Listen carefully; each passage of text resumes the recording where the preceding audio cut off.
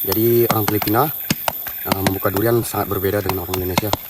Jadi mereka belahnya tidak pada bagian sapanya atau bagian garis untuk sebagaimana kita membuka durian.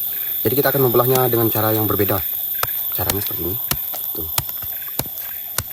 Kita tidak pada jalurnya ya teman-teman. Ini versi Filipina.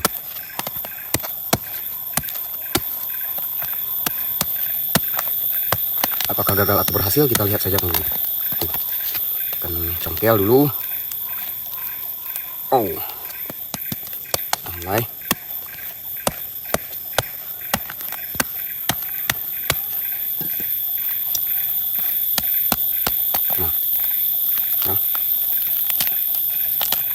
Nah, tuh durian bawor lokal.